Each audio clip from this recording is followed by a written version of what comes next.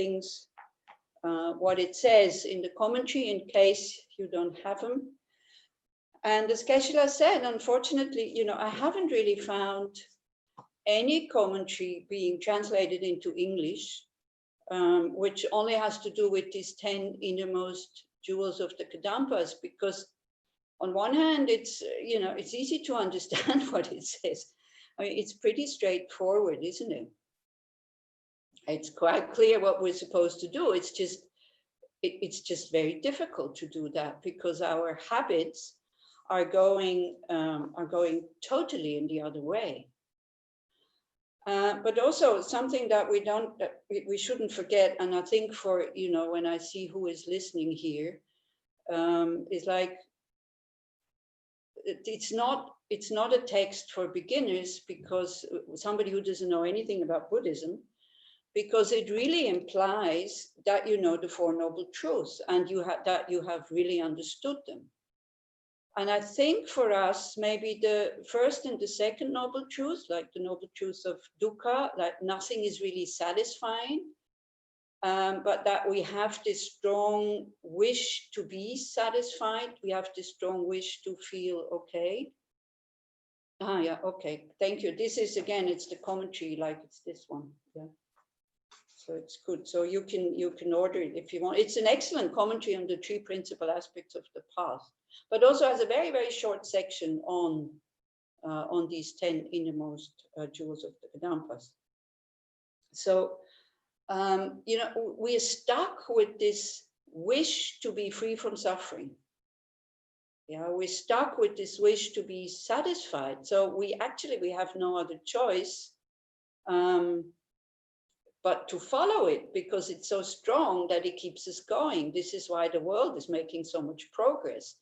The problem is that it makes progress in the wrong way. I mean, it goes in the wrong direction. I'm not saying, you know, being in Switzerland in the winter and having a good heating, so I feel comfortable. I'm not saying this is a bad thing, but it's also destroying the environment. So, like, I think what the human mind, and also I think the animal mind, what it is going for, first thing, you know, like an animal, is like comfort, isn't it? No pain. I have to be comfortable. And then we keep going, more comfort, more comfortable, like all the technology that we have, which all of these things, it has a good side, but it also has a negative side. So, but just concentrating on being comfortable and having no pain, we don't even notice that it doesn't really give us what we want. Yeah, so we just instinctively, or on a very more, you know, not conscious way, on a more unconscious way, we think, well, if, you know, if the shower head would be even more better, that I don't have to have like two things. Yeah, like, you know, it used to be you have two things to make the perfect temperature for your water. Now it's only one, you know, that you have to go very slightly, you can adjust. Now there's shower heads, even it says the degree on the, you know, on the thing, so you can put it there at the right degree. Just try it out if you have one of these shower heads. Even though it's always at the same degree, you will not be happy with it. I mean, you know, this is such a good example. We waste so much water in order to have the perfect temperature. I see Joya is here also. Joya, do you remember Root Institute at the beginning? You know, with the mud huts where we had only 2 taps of cold water. We didn't waste any water for showers because there was only cold water and that was it. Yeah. So I'm not saying that if you go to Root Institute now, it's a paradise. You know, it has like private bathrooms and hot water with like, how to say it, solar panels and all this. But the last time I was there and I went like, oh, wow, it has changed so much. It has become so beautiful with the garden and the flowers and the statues and the stupas. But then I stopped. And I thought that my mind hasn't gone that much better. you see, this is the things that then come from deep within.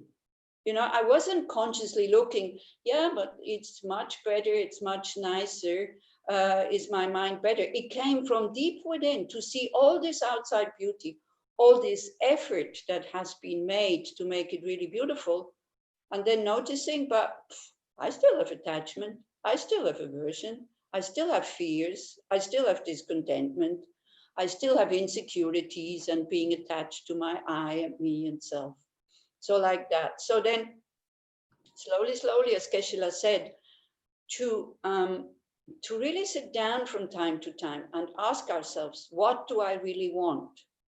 And I thought we will start this, this 1.5 hours that we have together with a reflection to go deeper than just here or habits. Habit is, I want not a bad reputation, I want no pain, I want no loss, and I want no criticism. This is habit. But what I want is praise, comfort, gain, and what else is the other one? And a good reputation, or that at least people accept me the way I am, and the people like me the way I am.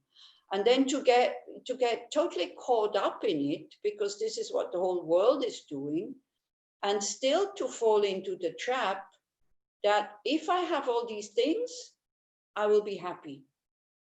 You see, so we have a mind that goes, I want, I want, I want, I want, because then we get and we get and we get and we get. I think all of you who are sitting here, because I know most of you, we can get what we want. We can get like good medical treatments. We can get like comfort. We have financial security, most of us. But anyway, this financial security, money, you never have enough anyway, no matter how much you have. So it's like, that's another thing. Financial security is depending on so many factors. So I get so hung up on it also.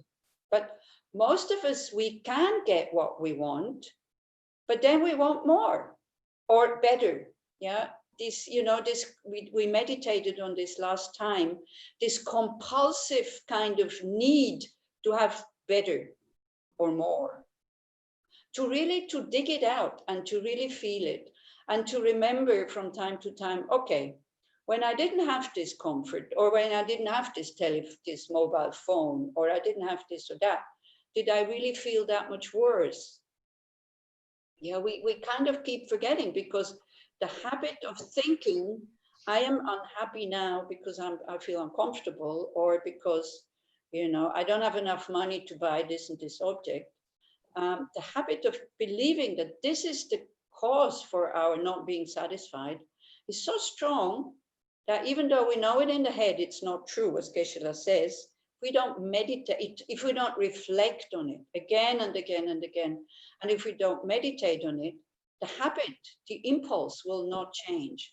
And these habits are so deep, as Geshe said, how much time do you spend with Dharma? This is another thing we're going to explore again and again and again. What is Dharma practice? Yeah. When I just came in and I put the computer there, and because I'm in the Gompa in Bern here, and so then I made 3 prostrations. So then while I was doing the prostrations, I was thinking, is that Dharma practice, just to throw yourself on the floor because you have a habit to throw yourself on the floor when you come into the Gompa? You see, the body was prostrate, but the mind, it was not there because it's such a habit. Yeah. So then when you see it, you can change it. And then you can look at the Buddha with gratitude and look at the photos of the masters, reconnecting to them and opening up your heart. And then again, to become aware, hey, why am I doing this? What do I really want? So such an important question. What do I really want? So that we can see where the how to say, where the motivation is, and the motivation directs the mind into a certain direction. But if we are not aware that the motivation is not, like, I'm talking about instinctive motivation. I'm not talking about you know, I go for refuge to Buddha Dharma Sangha until I attain enlightenment. Not this kind of just blah, blah. Yeah, the words are good because they tells us what we want, but it's not enough. But really deep feeling, like, what do I really want? So let's do a reflection on this a little bit. Yeah, we always want something. So try to sit in a comfortable way, maybe with a straight back, if possible. Maybe I see that you don't see me properly, so then maybe I put on some light here. Ooh. I'm not in the spotlight. It's terrible, isn't it?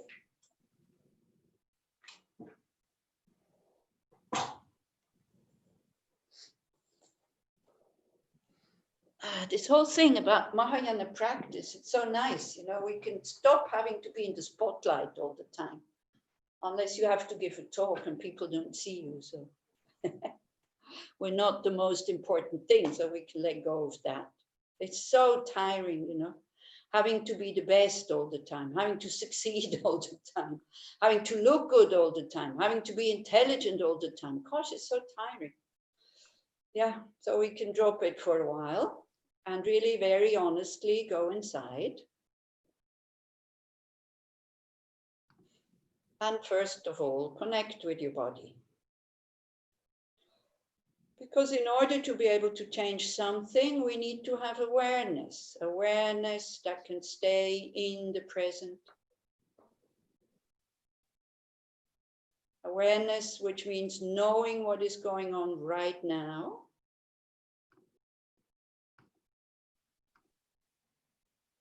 And not to get lost in thoughts and fantasies and projections. So the best way to do that, the best way to train that is to connect with your body and make sure that the body is relaxed, but with a straight back. Like inspired, free. Free is a good word. This is what Buddhism can give you, freedom. The freedom of not wanting something different for the moment. Again, don't take these things black and white. It doesn't mean for always you don't want things to be different, but for the moment, whatever is there is totally okay. You can adjust if you need. And make sure you are relaxed but awake. So in order to do that, to relax the body, what is very helpful, for me at least, you might have different methods, but what I find very helpful is that when you imagine that you're breathing with your whole body. I know it's strange because you're breathing with your lungs, so again, let go of, oh, how can I breathe with my whole body? Just imagine by breathing in, the body expands a little bit, like a balloon that you blow up. By breathing out, you let go of all tensions. Become very open and very spacious. No resistance anywhere. So that might help you. And then we do that for a short while. You are all meditators, so you all have a method to train awareness, so it's always good to use the same method.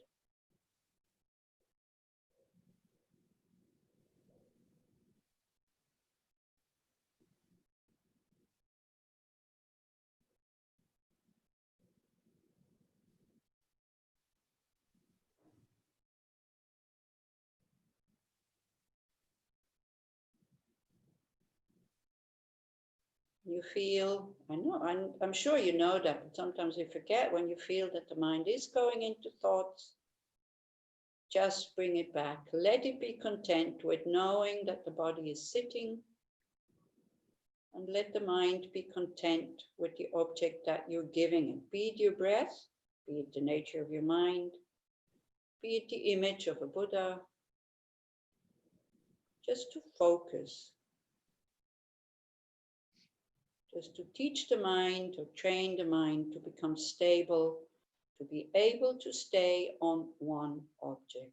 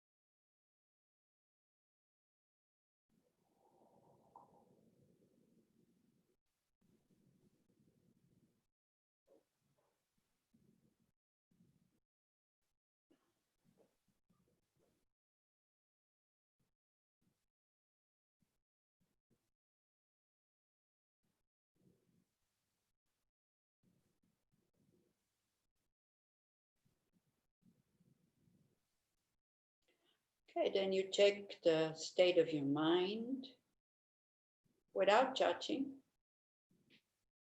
Very simple way just to ask yourself, am I happy? Am I unhappy? Am I neither? Just to be aware of it. Not to change anything. That's probably the most difficult thing because, with these worldly concerns about wanting to be comfortable, wanting to be happy, and we push away what is preventing it and we grasp when it's there.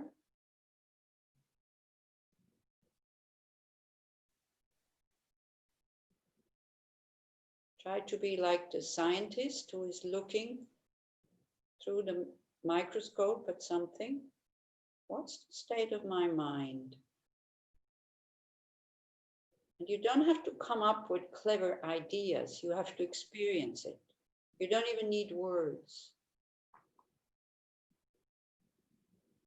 If you are confused because you can't find the mind, that's okay.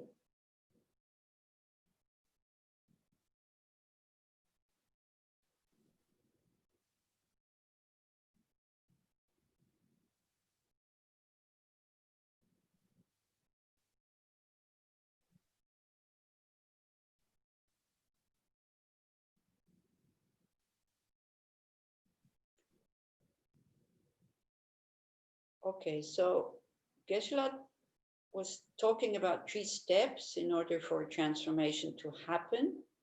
One is listening, reading about the teachings. We did that this morning. So what we're doing is the second step now, is reflection on it. Like analyzing, as the Buddha said, don't take anything for granted that I'm saying. Take it, examine it, and examine it in a way, how does it apply to me? So Geshe was talking about, first thing again, like to make our actions into Dharma practice or Dharma actions. So I'm not going to say anything because everybody has to find out by themselves. What does that mean for me? When does it become Dharma practice? When is it not Dharma practice? Like right now.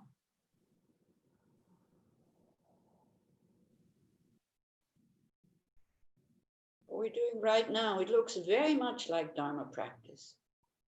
Is it really?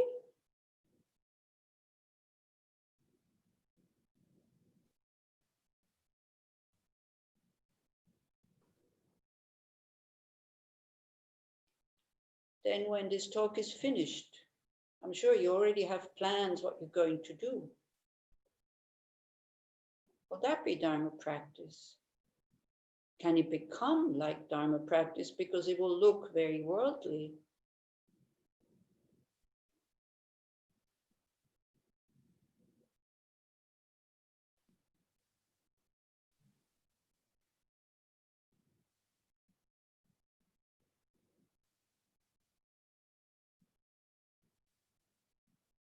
So we always want something. So then it's like, what do I really want? Because as you might have noticed, Dharma practice is not just easy and not just fun, it's difficult. So what do I really want? What are the most important things for me today, tomorrow, next year's?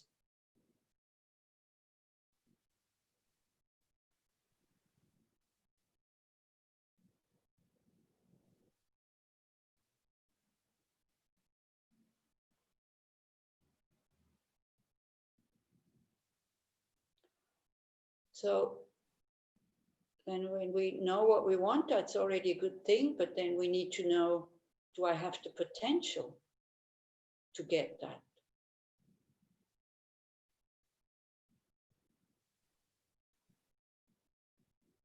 So here it talks about Buddha nature, that when the Buddha says, suffering has to be understood, dukkha, the causes have to be abandoned, our wrong views and negative emotions.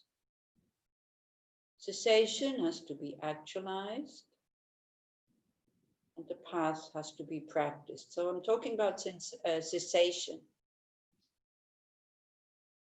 Can we imagine a state of mind that is totally free of all dullness and excitement,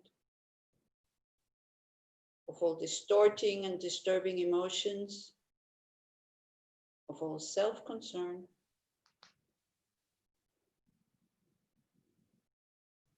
of a mind that is only concerned about the welfare of others, be they family, friends, strangers, or enemies, just seeing the shared humanity or the shared being that we have also with animals. When we are able to do something, we do. When we're not able, we don't.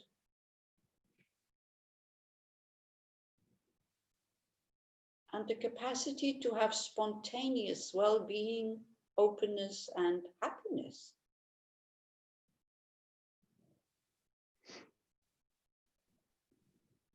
Happiness, maybe not a good word.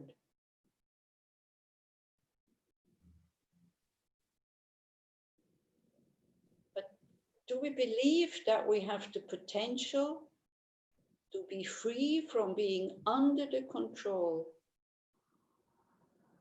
of our disturbing emotions, that none of us wants them? Do we trust that potential? This is so important.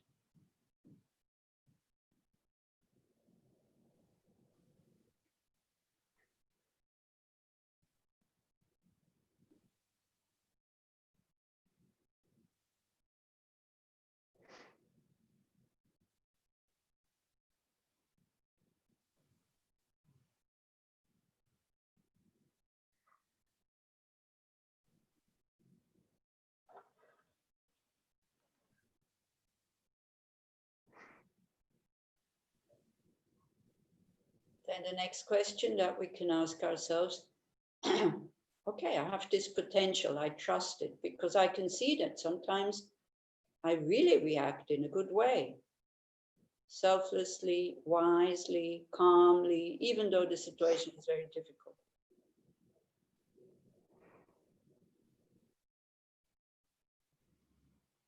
So the next big question is, so what is preventing me from living that potential? Or do I know how to develop that potential, how to bring it to flourish, how to be able to live it constantly, not only short moments?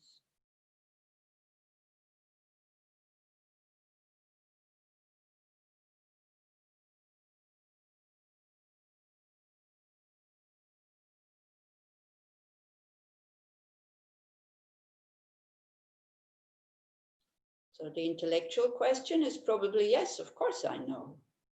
I know it's the clinging to a self-existent I, me believing in it, believing in the dualistic view of my mind and everything out there, like separate from my mind, creating attachment, aversion, and all this. Then we know that this is preventing us from living that potential. So we know it intellectually. But do we know it instinctively?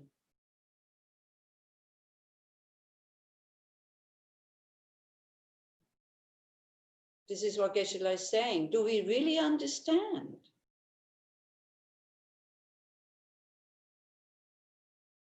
Like, if I understand that putting my hand in the fire is creating burns, I'm not blaming the person who made the fire. I'm not even blaming the fire to be there. I just don't put my hand in it. And that's it. That's what means understanding.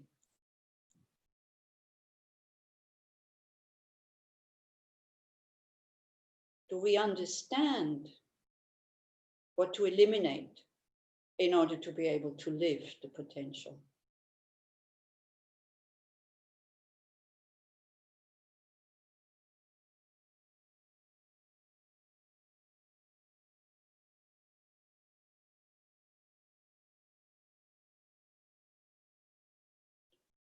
And now the last question that we are going to ask ourselves in that reflection. And there it is really important to see your reaction to that question. So the question is, am I going in the right direction? Just look at your heart. Feel the sensation in your body when you ask yourself that question. Don't go in the head, go into your heart.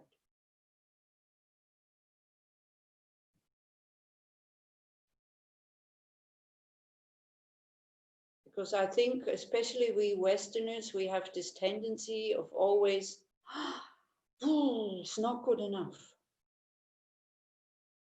What does that feeling of not good enough do to your mind? Really go and explore that. Because it can be a help, but it can also be a big hindrance.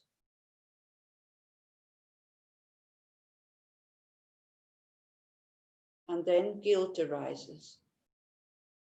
And then the potential is even more hidden. So go back to the question. Am I going in the right direction to be able to live that potential? Very honestly, just look.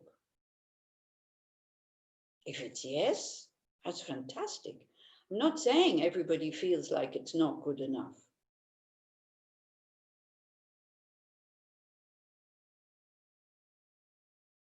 Then just continue with what you're doing. It's fine. If it's kind of not enough, then right now, make a decision. The next hour after we finish this talk, I will bring Dharma into my daily actions, because this is where we have to bring them. It's no good just to do them on the cushion.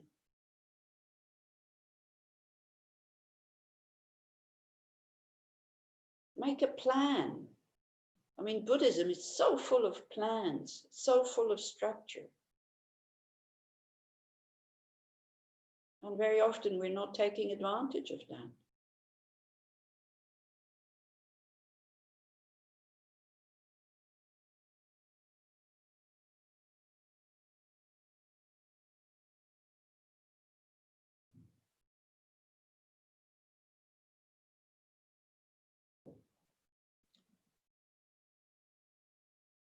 So basically now would be the point, where you generate your motivation for participating in this discussion that we're having here. And try to have it heartfelt, not just the words.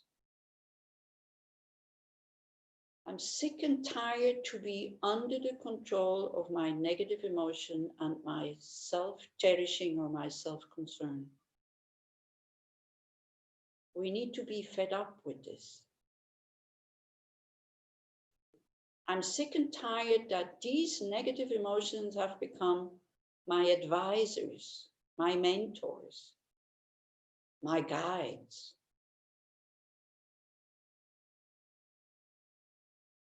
And then I do negative actions, which again result in suffering.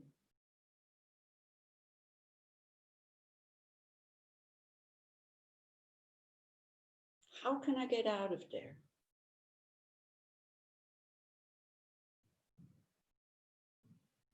Buddhism, like the Buddha and all the other scholars and realized beings that came after him, give me many, many, many methods. Some of them seem even to be contradicting. So do I understand them? Do I understand what to apply when? So the trust that you should have in these methods should only come from experience, not from hearsay. So maybe remember a time when you did apply Dharma methods to your problem and then see the result. Then the trust will come. So then we can take refuge when the trust is there.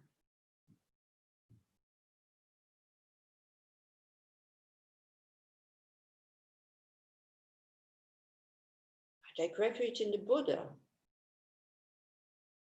the one who has discovered what our problem is, has freed himself from this problem, and then was teaching how to get to that state. I take refuge in the Dharma. It is the methods or the realizations in people's minds who are realized.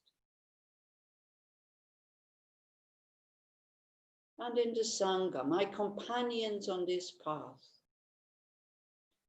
That I have so many expectations that because I call them Sangha, maybe they don't even call themselves Sangha, but because I call them Sangha, I have so many expectations that they should already be Buddha. They're only Sangha. But they are my companions on this path. So I'm ready to share my joys and my pains on this path with them.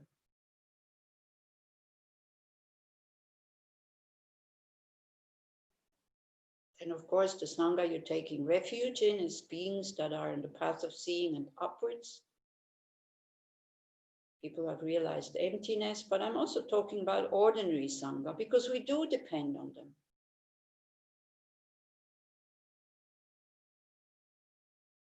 Buddhist groups don't function with just one person. And we need a group in order to be able to transform.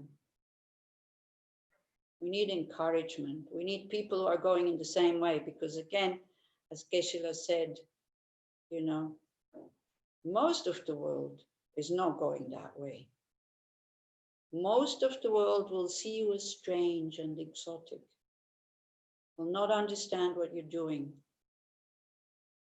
But our Sangha brothers and sisters do. We can share.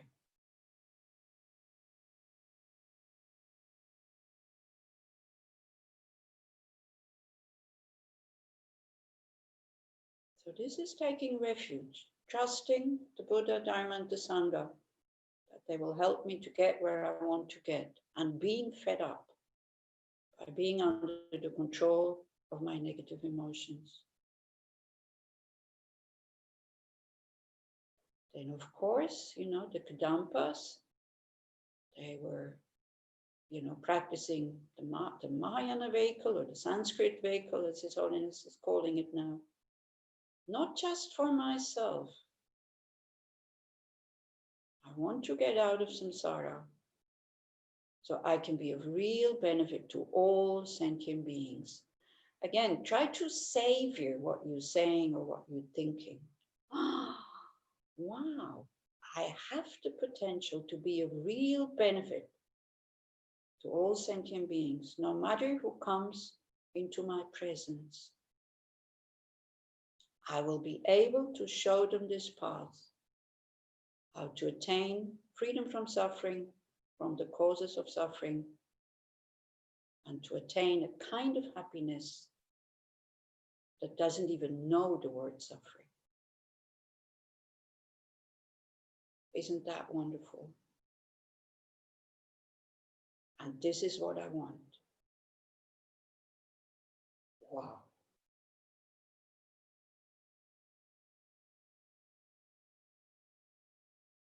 So just creating that motivation, it creates such strong habits and such strong imprints because we think about all sentient beings.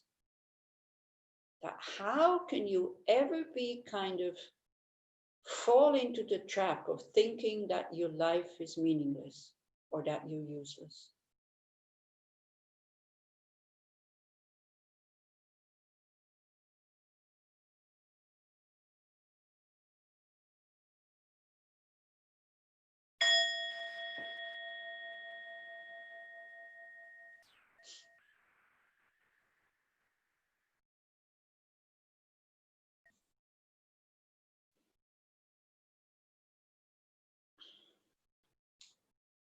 Okay. So I'm asking you again, you didn't really answer Geshe-la's question when he said, is my teaching making you happy? And I would like to have some answers here. Did Geshe-la's teachings make you, well, happy is not such a nice word. I don't know, because we think happy is like, ooh, you know, that's not really what is meant. But does it make you inspired? Does it make you open? Does it make you, yeah, happy? Yes, like kind of, does it give you energy? Does it give you interest? Do you think he's right? I mean, that's another question. Or are you total non-opinionated? Come on, most of you here on the screen are Israelis. So don't fake that you don't have an opinion. I don't believe you. This is putting on an act. Anila. Yes. What you did now, that was very helpful for me. Huh? What we did now together, that was very helpful. I think you have maybe two engines going. This is why you have that reflex. Yeah. So Rami has to look into your computer or you into his, because otherwise you get this echo kind of thing. When two engines are too close together. Okay, now it's okay?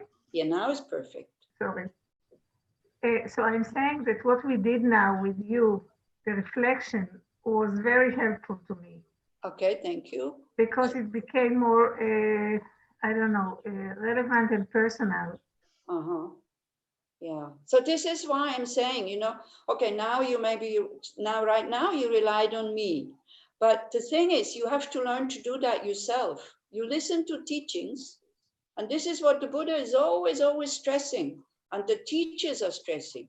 Take them, chew them, look at them, you know, try to say, well, how is it relevant for me? What does it mean for me?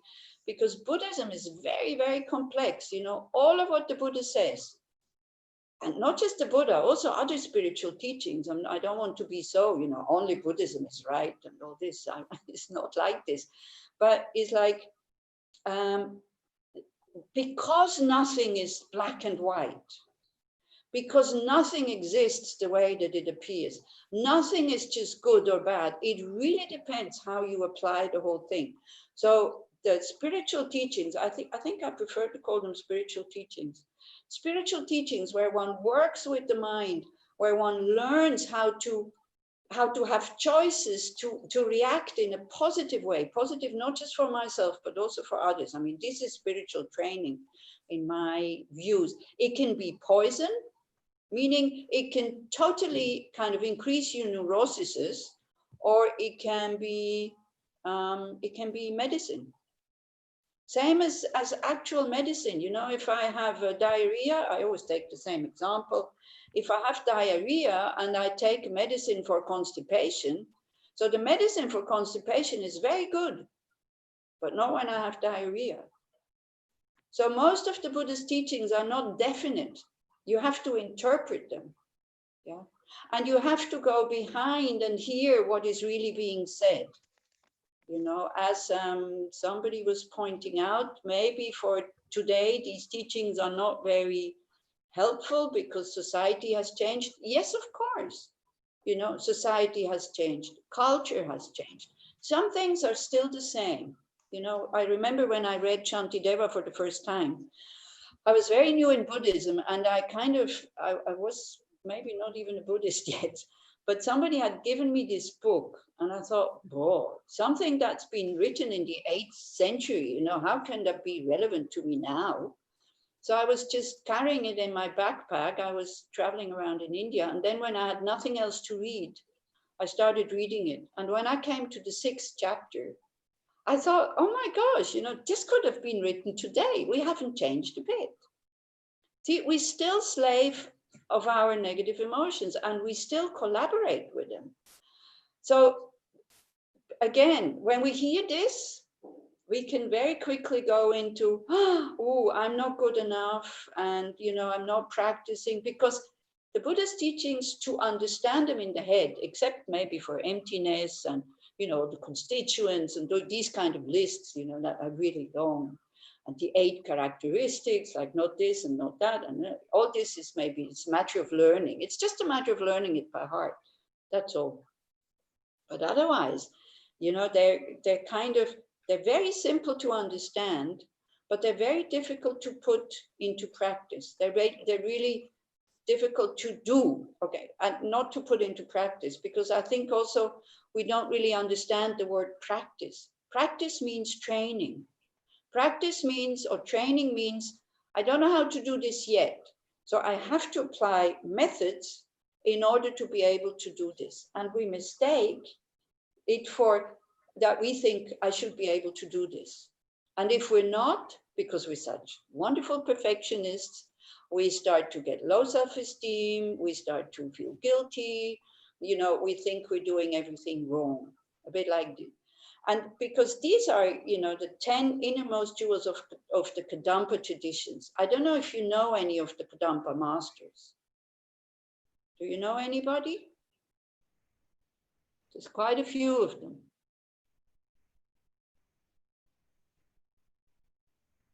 Anybody? Like Trompa and Geshe Tangpa. Geshe Tangpa and all these people, you know, when you read their biographies, I mean, they were highly realized.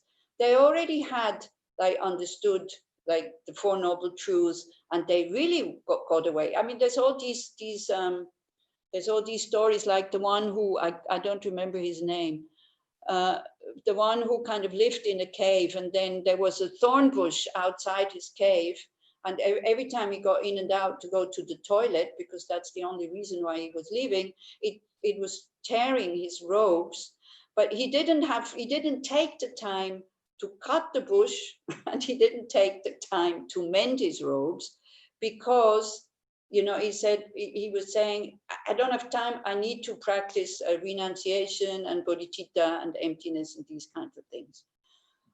So they were absolutely not attached to comfort. And as somebody was pointing out, which I think I couldn't, because you said, I can see your name in Hebrew, but I can't read Hebrew. You are wearing glasses and have curls, and on your left side is something blue. Because, yeah, exactly. Wow, very good. What's your name? Oh, you need to unmute yourself. Ophira. Ophira, okay. So as Ophira was saying, you know, it's much easier to practice in a cave. Well, than in society. Society is much more challenging. People who have never done longer solitary retreats, they say these things. It's of course, you know, being comfortable, having your email and your entertainments and all this, but being alone, that's quite easy. Yeah, because you have all the comfort, but being really in a cave and having no distractions whatsoever, then all your stuff is coming up, and then you can't blame anybody. Yeah, but then you can really work with it because you're not distracted. So this is why going away for retreat is kind of being recommended, but it's not easy. It's not easy because you take all your delusions with you. And if you are not familiar with the methods, how to deal with them, you get depressed and you can go crazy. So it's like, because you're really left alone with your mind. And you're right, it's like, I can see it here, you know, I'm in the center in Bern, and I was alone the last 2 or 3 months, pretty much. And now people are keeping to come back. And I found it much easier to stay alone, but still not alone, because I was communicating on the Zoom. It's much easier. I don't have to make tea. I don't have to wash glasses. Nobody is spilling anything. You know, it's like, it's true. So having people with us is much more challenging. But then the question is, are we ready for the challenge? Because it can also, you know, the challenge can also be too difficult and too hard. And then we need to go into retreat. And having said this, you know, what is Dharma practice and what is not Dharma practice is like everything can become Dharma practice. Everything can become totally worldly. You know, if I make my 3 prostrations because you see me, because if you would be here, you would see me, and I wouldn't do my 3 prostrations before sitting down, I might think, I wonder what they think if I don't do the 3 prostrations. Then totally worldly, you know, totally worldly. If I just do them kind of because I want to stay fit, totally worldly. You know, if I do them by taking refuge and appreciating the teachings of the Buddha, looking at the Buddha, looking at the masters, connecting with them, opening up my heart, and then do the prostrations as if they are here, then they become like Dharma practice. Yeah, so this is why also the three principal aspects of the path, whenever you bring in these three aspects, I'm doing this so I can get rid of suffering and the causes of suffering. I'm doing this, the second aspect, because I want to be of benefit to others. I'm doing this because I want to understand emptiness. Yeah. When you bring this in, even if it's kind of buying the most expensive glida at Iceberg, or what is it called? I think it's called Iceberg, the glida shop in Israel. You know, even if you, I was about to say something which might not be true. Even if you spend half an hour choosing what you want, because the choosing then maybe is not the Dharma practice. So even if the choosing can become Dharma practice, because when you see, you know, there's a line in front of you and everybody takes only from this. So the ego thinks that must be the best one. So I want this. But then your Dharma ego says, ooh, no. This one is best sold. So I take one that nobody wants, so that they can also sell it and it doesn't get thrown away. You think about the environment, blah, blah, blah, and all this. Then it becomes Dharma practice. When you understand the pleasure is not in the ice cream, the pleasure is in my positive karma that is ripening to experience a pleasant feeling. Yeah. When you see that the glida, the ice cream, is empty or doesn't have the capacity of giving you pleasure, it's just a condition, it's not the cause, then you're choosing half an hour what kind of ice cream you want, will become Dharma practice. And then on top of it, you know, you go like, may all beings, will you take the first lick, yeah? May all beings be free from suffering of heat if you feel like it cools you down. May all beings have like, get happiness that is not just coming from ice cream, first from ice cream, but then may they understand the ice cream and all these kind of things. Yeah, so then it becomes Dharma practice. But now, be careful. Please, you know, do not become the perfect Dharma practitioner. This is why I was so happy to, when somebody asked, what shall I do with my friends? That totally leaves all the friends behind, you know, even criticizes them for being just interested, you know, they're just interested in clothes and in food and in looks and all this and that, and you kind of, you see them even as a hindrance to your Dharma practice, because oh my gosh, I have to go and spend time with them, you know. That is terribly arrogant, and arrogance has nothing to do in your Dharma practice. So again, you know, so then what do? You have to decide. Do you go as a Buddha to the party, or do you go as the Buddhist to the party? The Buddhist to things like, what a waste of time. And people can feel that, you know. People can feel when you're absolutely not interested in what they're doing. You even think they're stupid and it's worthless and it's meaningless. It's not meaningless for them. It is meaningless for you. Yeah. But when you go, okay, Geshe said you can instruct them. I'm not so sure, you know, if you go to a party and tell them whatever they're doing is meaningless, if they would be impressed. Yeah. But what I feel is with my friends, the friends who are non-Dharma practitioners, actually, it's good that I have to give this talk, because tomorrow I'm going to see my old ex-boyfriend and, you know, his wife and his family. And this is exactly the scene. Is this, you know, food, clothes, good looks, this and that, but they're very nice people. They're very kind people. So I looked behind all this, because I could feel the last time I was there, I could feel myself getting tense. And so I was going away, kind of going to my room and sitting down, saying, what are you doing? These people are inviting you. These people are feeding you. These people are being kind and nice to you. They like you. And you are having such a horrible kind of attitude to, well, horrible, maybe not horrible, but this kind of, you know, like this attitude towards them. So I went back and I just rejoiced, not that what they had, but I rejoiced that they were happy and relaxed and have a very harmonious relationship with each other. You know, not rejoicing about their goods that they have that I don't have, like the cars and the apartment and the family and the kids, and now they have become grandparents and all this. I rejoice that they're happy. Yeah. So this is why I want to warn you a little bit. Try not to become that kind of haughty Dharma practitioner who then looks down on your friends who maybe haven't found the Dharma yet. You know, I mean, why are you friends with these people from years and years ago? Because you had the same interests years and years ago. Otherwise, you wouldn't have befriended them. Yeah. Do you see what I mean? Oh, no nods, only blank faces. Guys, I can't read your minds. You need to say something or do something, or show me that you are alive at least. Yeah, because this is one of the traps of these teachings. Yeah, that you then you have to stay in daily life, and this is why Geshe is saying, it's mostly depending on your motivation. Hi, Rami. It's mostly depending on your motivation.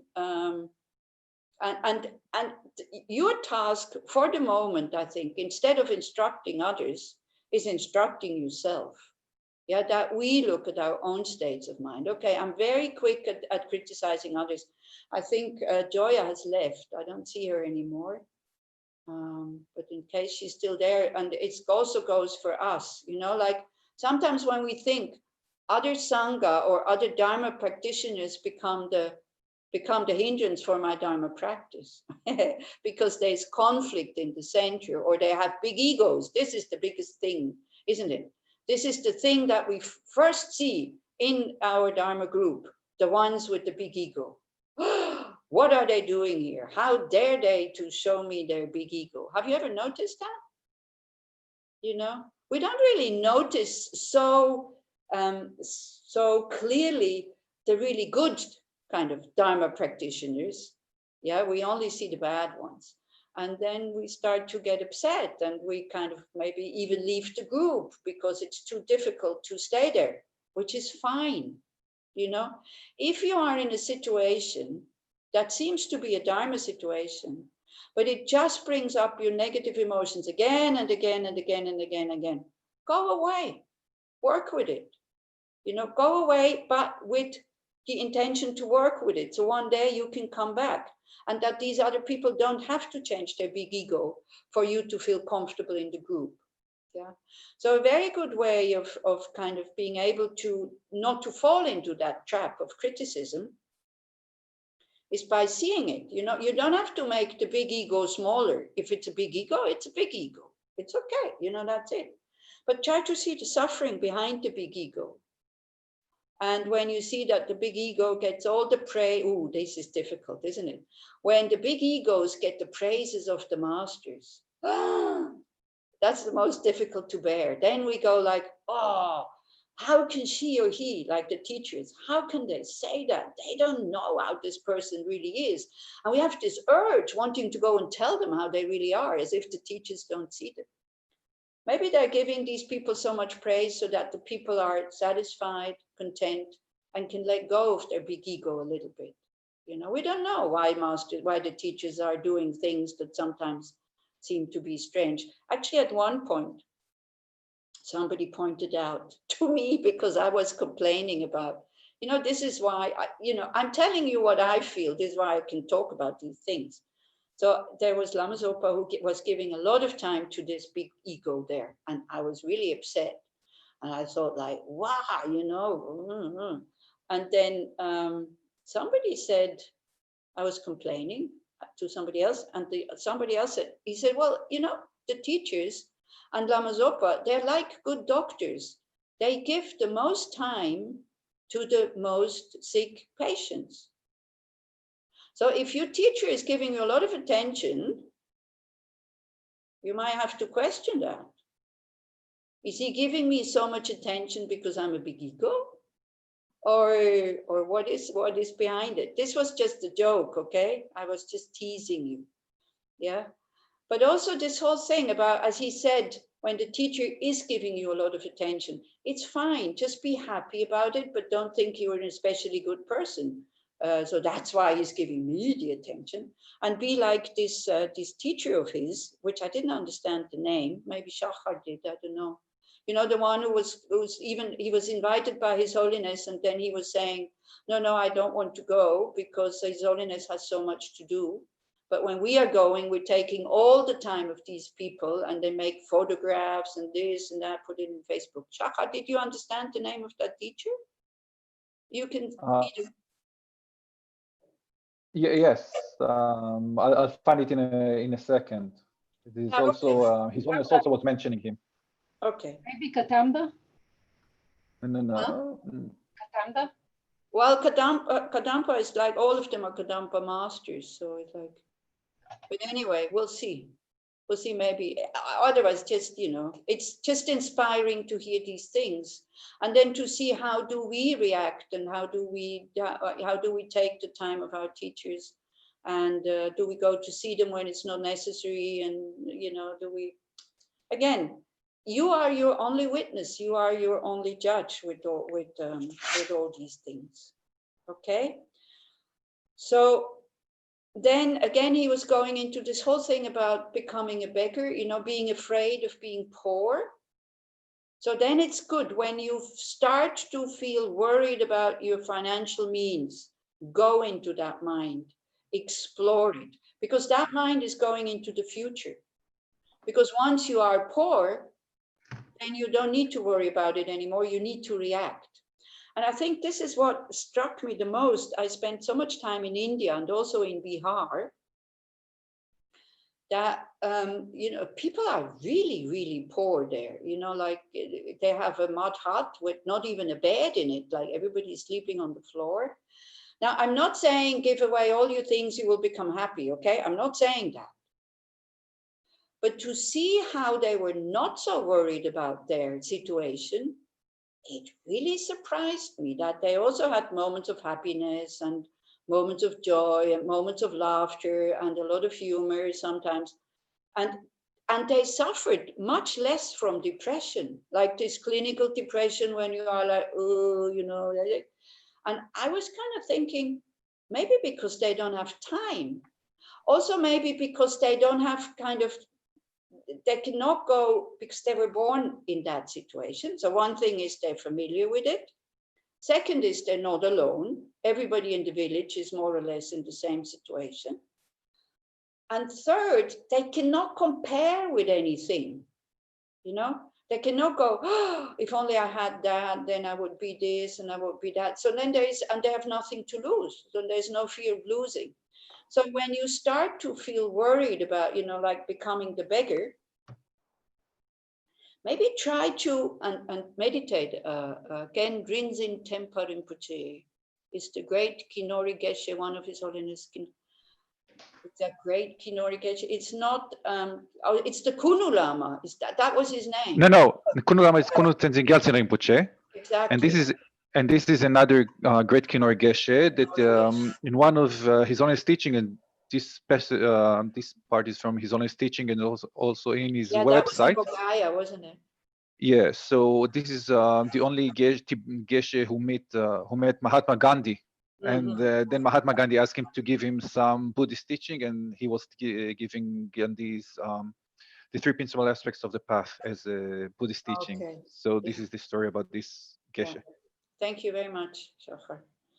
Yeah, so you can see also, like Mahatma Gandhi is a very good example, the way that the world listened to him, and he came, dressed in a few just piece of cloth kind of, wrapped around him with his bare skinny legs. And he went to London like this, barefoot, or with chappals, and people, received him, listened to him. When I look in the mornings, in early mornings, when I see that the Dalai Lama is teaching, who is listening to him? Scientists, famous people, doctors, ordinary people, young people, old people. It's like there you can really see the inner qualities of these beings. This is why we're listening to them. So How do we get onto this?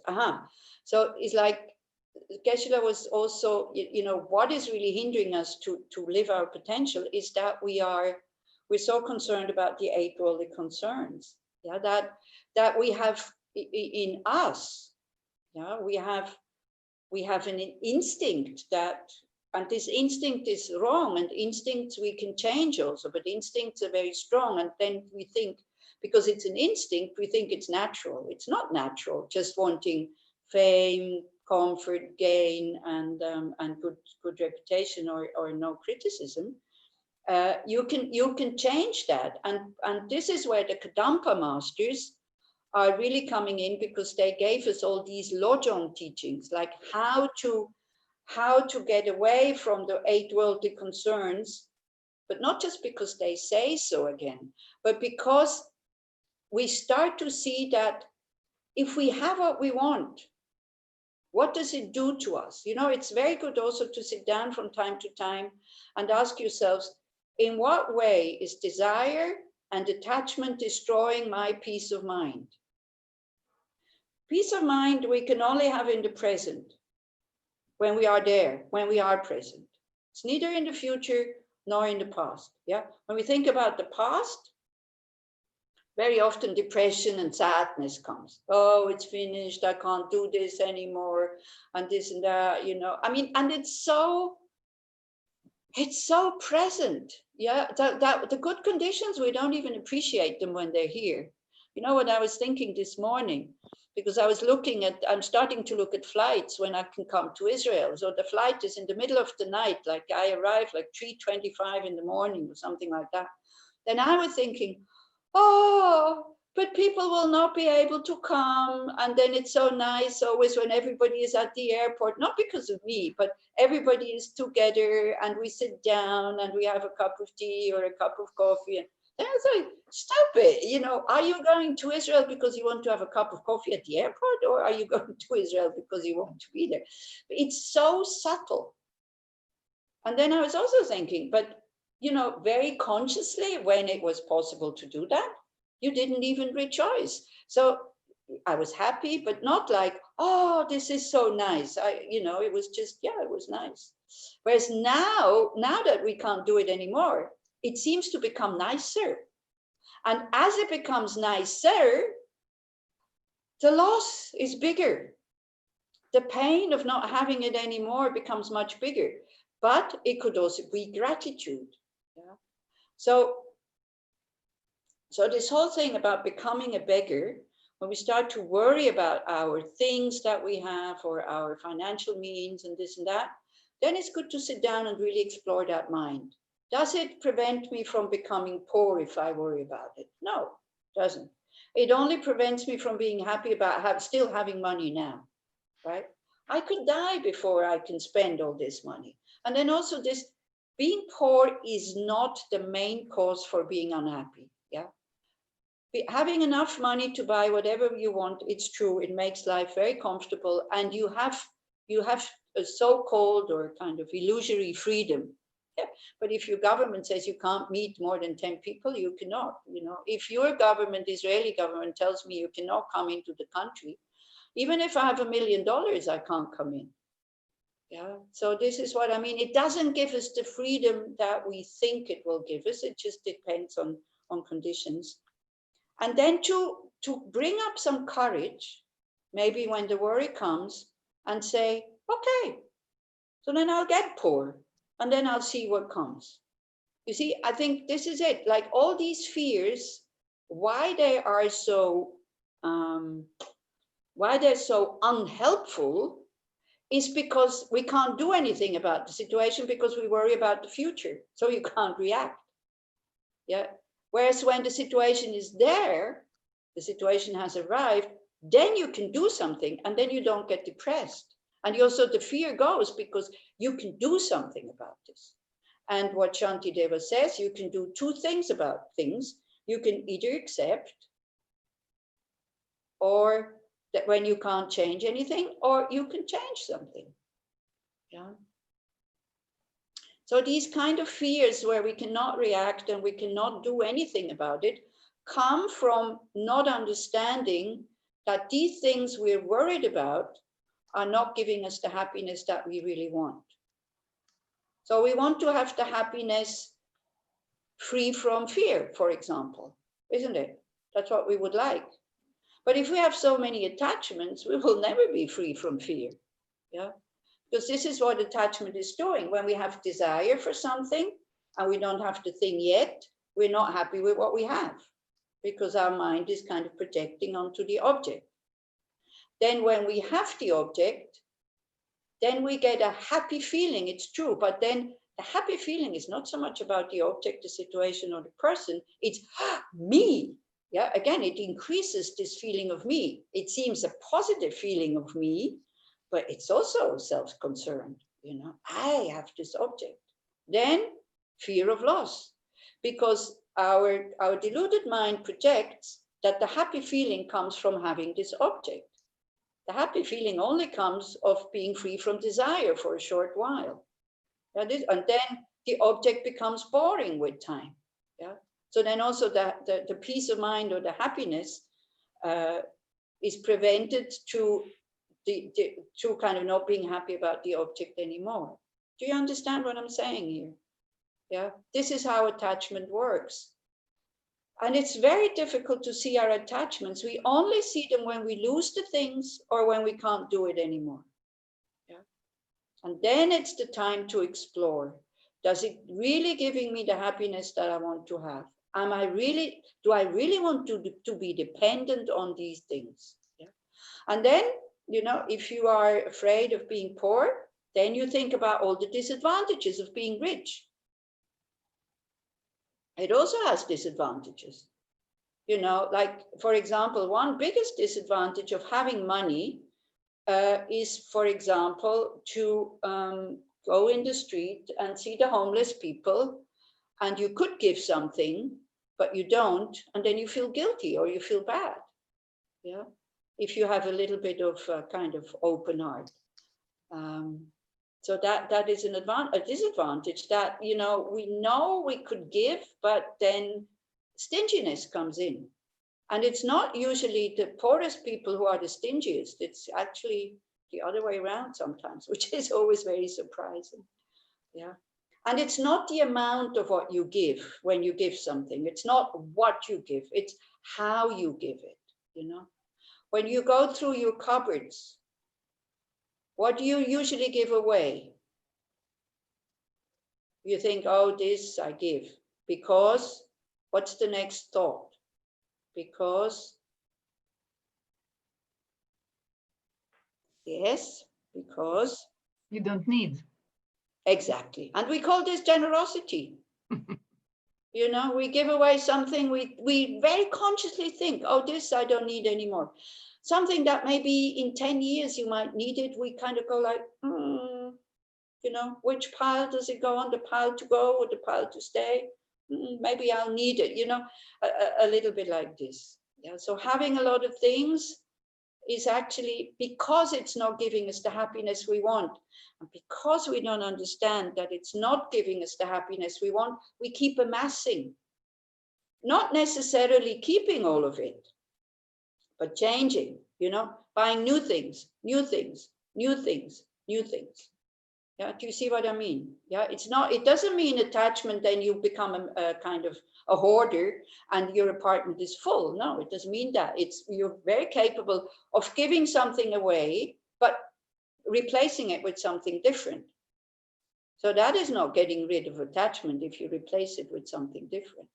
So what you could do maybe for the week, you could look at what things you worried about and what things you are attached to. And I have to say, most of the Dharma practitioners, it's not so much physical things, you know, but still it could be like, you know, material things, but still it could be, you know, your favorite sweater, your favorite shoes, this and that, and then try to put them away and don't use them during that week and see what happens if it is so terrible, you know. Fake as if you lost them. And then at the end of the week, if you notice that you can be very happy without it, you give it away to somebody who would you know, who would cherish it also. Then, of course, the Dharma practitioner goes, but then they develop attachment. So then I don't know. Yeah, so it's like, you know, as Geshe very well, where, you know, he said, I cannot entertain all beings. Like, we cannot make everybody happy. So forget about it. Yesterday, I had a phone call with an old lady who has to go to an old people's home. I think I already told you about her because it's big disaster. So she calls me and she says, what shall I do with all my things? I said, well, tell all your friends and all your family that you want to give them away and let them choose what they want. So she said, but I have 2 people who want the same table. I said, well, then talk to them. Tell them, look, this one also wants it. Do you really want it, or shall we give it to the other one? If both of them say, yes, I really want it, then have them figure it out. Why do you need to make a decision? You know, just tell them, look, both of you want a table. Now, I don't know what to do. You figure it out. Why do we have to figure out all the problems of all beings? But she even said, she said, having so many possessions is like such a burden. So the more you can get rid of things already now, the less you have to worry at the time of death, you know. And then also for our, you know, the family and the friends, kind of, this comes next Saturday. So be prepared for that, because that will be the most difficult one, I think, for us, that we have to be careful that we don't misunderstand it. You don't have to leave them behind and go. So it's mostly working with the 8 worldly concerns to understand that these 8 worldly interests that we have, that everybody has, this is why it's called worldly, yeah, that we try to stop reacting to them so strongly, being happy when we have what we want and being unhappy when we don't have what we want. So this is the practice, this is the training. And the training behind is also to see, okay, you know, at the moment I think family is making me happy, but it's also creating some of my unhappiness. I think money is making me happy, but it's also creating some of my unhappiness, and so on. To see that from their side, they don't make happy or unhappy. It is our relationship to it, yeah. To start to see that, and to start to see where are my attachments. And for example, you know, we all have this idea that we will be like this old lady, that we, before we have to maybe go to an old people's home, we can still decide whom do I give to what, or this and that. Maybe yes, maybe no. Maybe we have an accident and we can never go back to the apartment because there's no elevator or something like that, or we can't walk, and you know, there's no way I can go to my apartment with my wheelchair. So what would you have to worry about, you know? And we all think that, oh, I wouldn't worry about anything. Not so sure, you know. We don't worry about the things at the moment because we still have them. But imagine losing them. I think last time we did a meditation, you know, imagine there's a fire, or like now in Beirut. You know, how many of these people in the morning were thinking that they had that the whole apartment would be destroyed in the afternoon? Nobody, you know. So it can happen to all of us. Nobody was expecting that this was going to happen. It's a good thing that it wasn't a bomb. Yeah, it's a good thing that it was an accident, because at least now the anger only goes against the system and, you know, the rebellion or whatever. I have a fear to losing my independence in old age. Who said that? Because I can't read. It's Hebrew again. What's your name? You need to unmute yourself. What is your name? Lior. Lior. Okay, Lior. You think you are Limor or Lior? Liora. Liora. Okay, that's easy. So, you think you are independent now, do you? Not totally, because I wear this shirt and somebody made it. Yeah.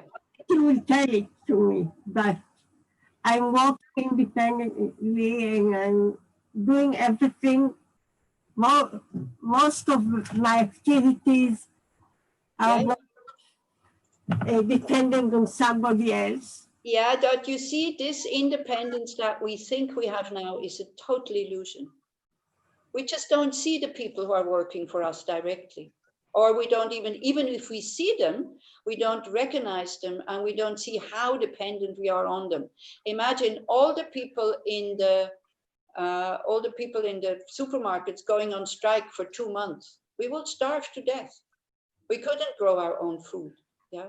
So when you see them working in there, try to generate gratitude that, oh, wow, they're filling the shelf for me. So that's the training that then when you are in old people's home and you are directly depending on others, instead of being upset, you're grateful. Because now you can think, now I depend on them for food, okay? Because I can't grow my own food. So thank you very much. Then you create the habit that then you will be thinking, okay, they are cleaning my body because now I cannot clean my body anymore. So wow, thank you very much.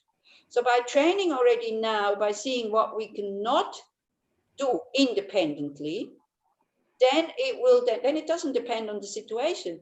Then the habit of saying, oh, wow, I can't do that by myself. Well, wow, thank you very much for doing it to me. It becomes a habit. Do you see what I mean? Yeah. And then also, you know, as Shantideva says, what does it help to be, same as with the poverty, what does it help to be afraid of becoming poor? If you become poor, you will become poor. If you become dependent, you will become dependent. So don't let it spoil your life now. Yeah, but train in gratitude that somebody is doing that for you. You know, these are people you can go, oh, they're paid for it. Yeah, okay, they're paid for it. You know, this is what this old lady said, because somebody that she treats in a not a nice way is actually coming back, because she said, I'm not coming back, but she is coming back. And then the old lady said, yeah, but she needs the money. So it's like, you know, it's true that she needs the money. But then we have to check, is that attitude helping me to think like that? Instead of, oh, but at least she's coming back. I'm horrible to her, because the old lady recognizes that she's horrible to her, but she can't change it, because it's exactly what you say, Liora. She resents of being dependent on that other woman who she's paying, of course, but still, she resents of not being independent anymore, of being dependent on the help of others. And then it makes the relationship very, very difficult. Yeah. So in a way, even though you are paying people, but with your money, you cannot wash your body when you are old. With your money, you cannot grow your food. So don't go into this thing, yeah, but they're being paid. Yeah. But instead, wow, but they're doing this work, which is maybe not so easy to look after me as an old person, but they're still doing it, and they'd be grateful. Yeah. So, and also, why are we afraid of these things? Because that's also what Geshe very briefly touched on, is like, we don't know about impermanence.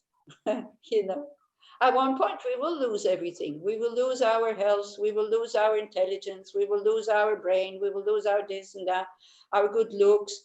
And it's natural. It's normal in samsara. And this is where renunciation comes in.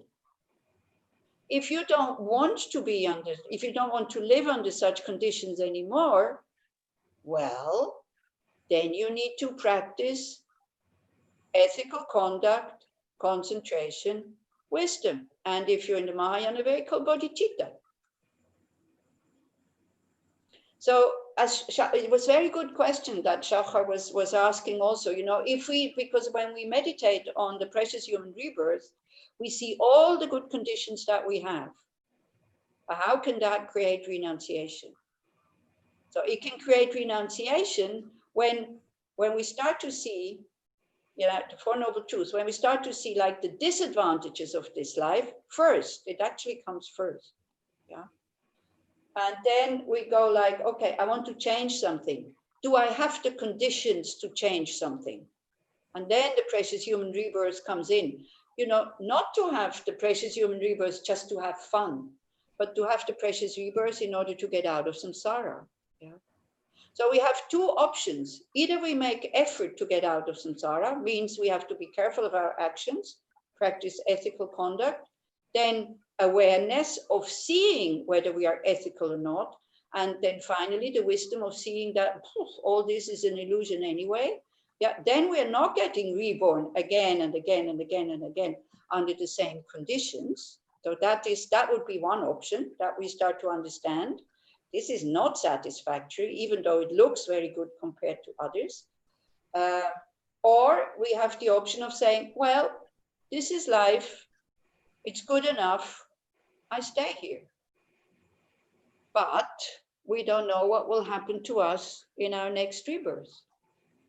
You know, we don't know where we're going to end up. So again, it's, you know, we have a choice to practice. You see, everybody can, because we all have the potential to be totally good and to be totally well.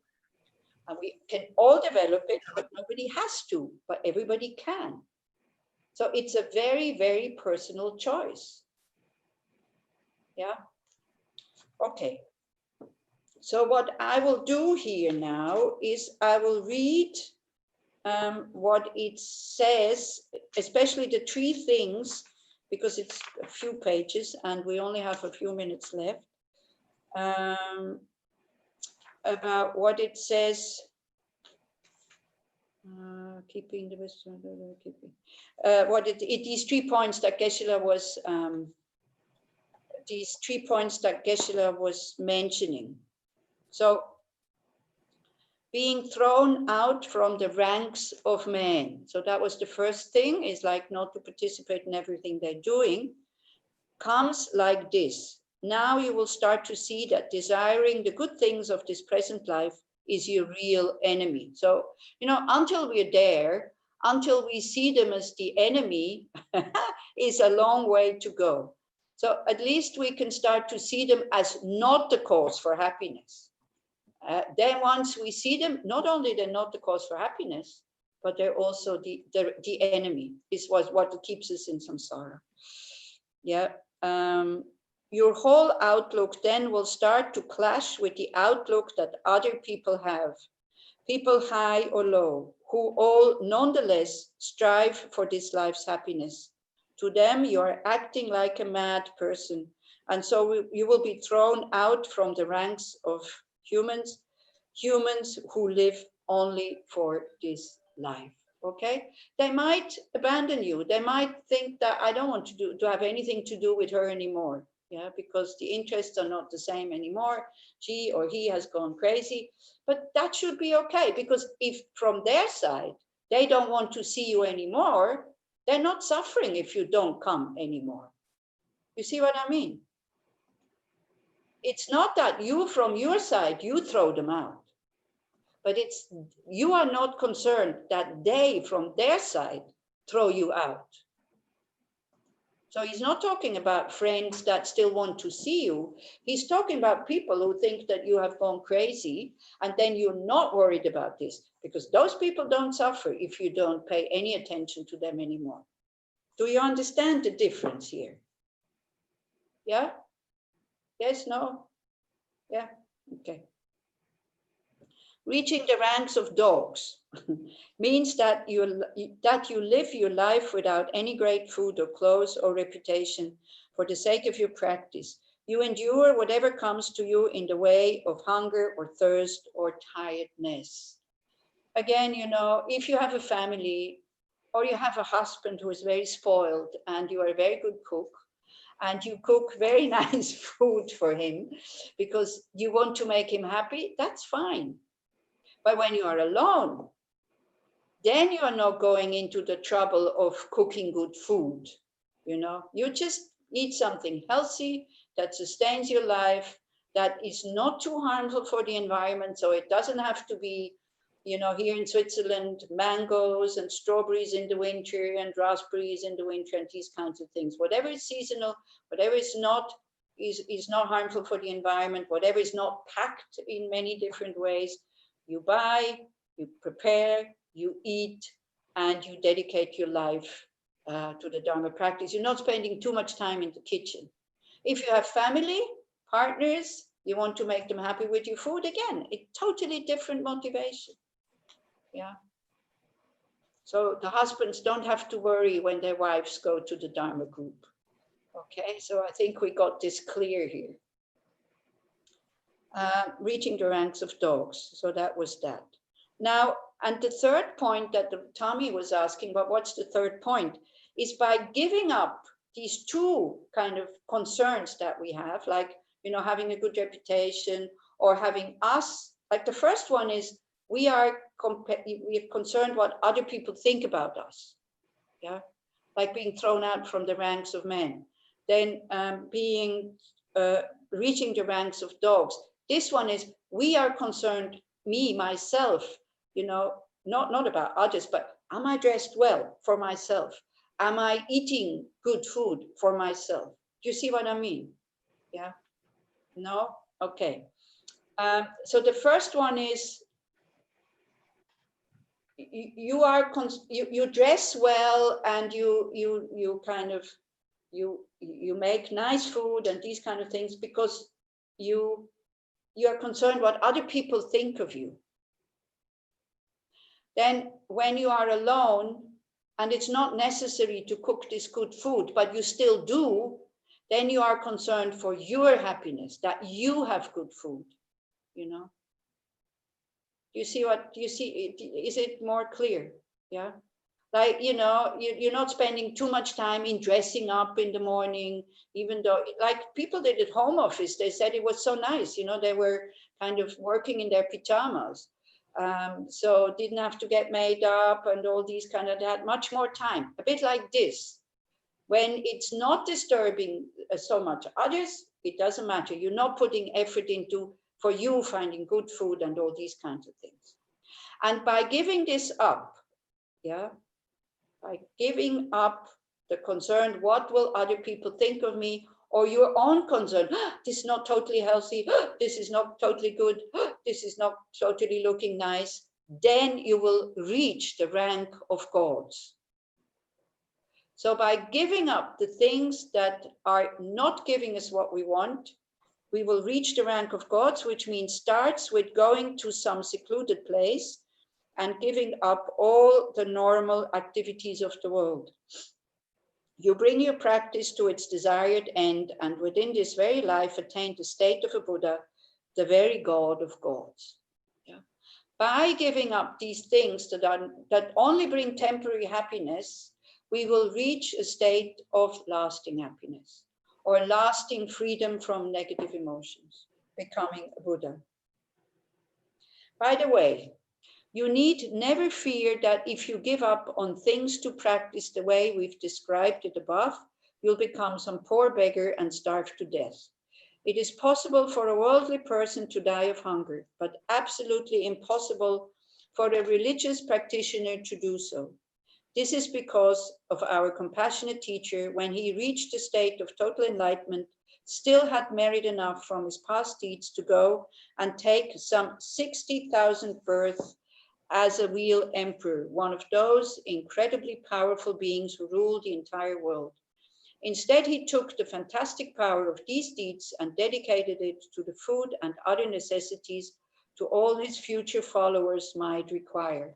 The Buddha made this promise: if somebody practices purely without self-concern, they will never starve to death.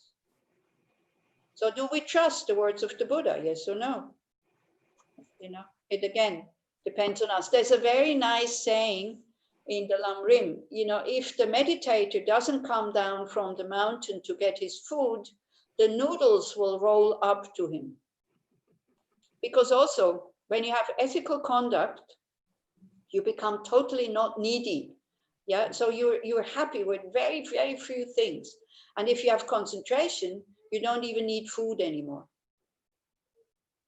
If you have shamatha, if you have single point of concentration, they say you can live on the food of samadhi. So then, you know, all these worldly needs that we have now, they fall apart. And don't forget your karma. So it's like this. So Shachar was again showing the Dana link. And I would really like to thank you because the Dharma friends made a huge offering to me a few days ago, which I was very, of course, I was very happy, but it's like, you know, I wasn't expecting it because, you know, if I can give you teachings, I'm really happy that I can. And then this huge offering came in, and I was surprised, yeah.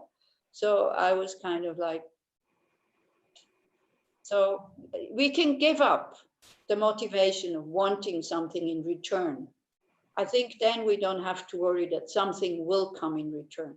And when you give up, you know, if you give up your expectation that something comes, then you're very happy about it. If you have an expectation and you start to think, oh, I did this, what? Only this they give me? You see what I mean? So it's like the moment you give, you just give. One thing is you don't have to worry about not enough coming back. So there's one fear less, there's one worry less. So it's so nice, you know, it's really so nice to be able to do that. So the Buddha dedicated all his positive merit that he still had to be reborn in a very high position, 60,000 times. And he dedicated it so that the people who practice the Dharma with a good heart for the benefit of others never have to worry about that you will always have what you need.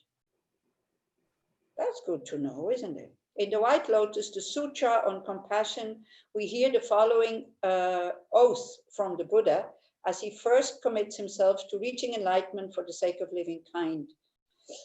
And in the days when my teaching spread in the world, any man who wears so much as 4 inches of a saffron robe shall find food and drink to his heart's desire. If he does not, then I shall have cheated the state of Buddhahood, and then may I lose my Buddhahood.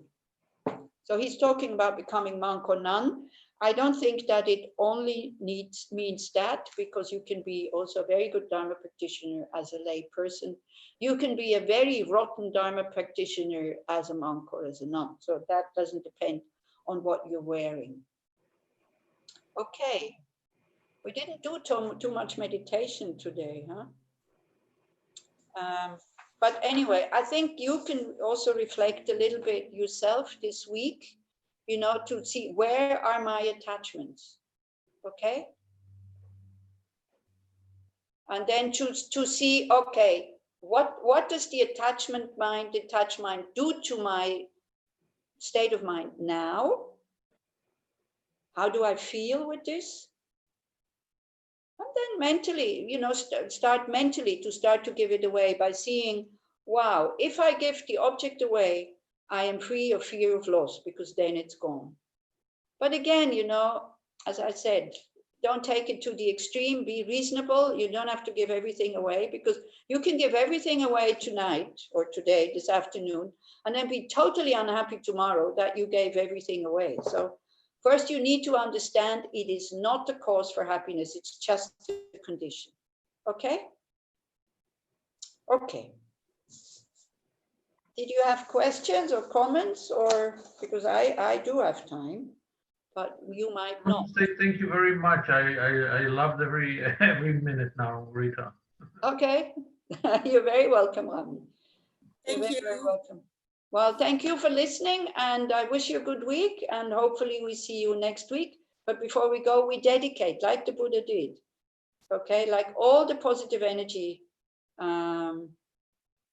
Well, it is not every morning the talking of His Holiness the Dalai Lama. It is when it is, it's very early in the morning, at least here it's 5:30. So it is dalailama.com. That's the website, and then you can see when he's giving live teachings. Okay, I think it's nice to listen at the same time he talks. It somehow makes a bit of a difference to me. And it's also nice to get up really early in the morning, and then he comes here into the Gompa, and it's just him and me, you know. I mean, he's so clear, he's on the screen. I find this really fantastic. I don't have to fight for a space. I'm very comfortable. I can even take my cup of tea, not like in Dharamsala with all these hordes of kind There of was crazy. also a teaching, Annie Losang, there was also a teaching afterwards from a monk from Tushita to explain His Holiness teachings. Yeah, lecture. Yeah, Yeah, to very people. good. Yeah, Very lecture is very nice. Yeah, it's very nice. Yeah. It was good to listen. Yeah. So he's doing like I'm doing. He's doing like a review on it also. Yeah, So exactly. you need to go into the Tushita webpage, I guess. Yeah. Okay. Okay, so we dedicate all the positive energy that we have created together here now, so that we are able to give all these things up without any suffering, because this is it. We think that it will make us suffer if we give these things up. But actually, it will give us freedom from fear. Freedom from fear of losing, freedom from the fear of being a nobody, freedom because we are then a nobody, freedom from the fear of not being liked and not being good enough, not being this and that. So by giving it up voluntarily, there will be no suffering. And we will, as it says, attain the ranks of gods or of a Buddha. So may we all be able first to understand it deeply, so that we can renounce without suffering, but from understanding. If I'm not renouncing the causes of suffering, I will have to suffer again and again and again and again in every lifetime. So may we very quickly and very soon attain that state of a fully awakened being, and then be able to be of real benefit to all sentient beings. So if you get up in the morning and if you generate the thought, the first thought, whatever happens today may be of benefit to others, then your motivation is pure and your day will become very, very good. And you have to remind yourself from time to time, that's what I wanted. You don't need to act benefiting others. The attitude is enough. Okay? So then that is Dharma practice. So may we be able to generate that thought every morning before we get up or get out of the house. Whatever happens today may be of benefit to me and to others in order to attain full awakening. Okay, so you've got quite a lot of things to do this week in terms of Dharma practice. Bye, and thank you very much. Thank you very much. It's really nice spending time with you. I can't tell you how nice this is. Really, thank you so much. Thank give us so you. much. You give us so much. Very Thank much. you. Have a good week. Yeah, Have a thank good you. week. Thank you very much. Bye bye. It you is a very great much. pleasure.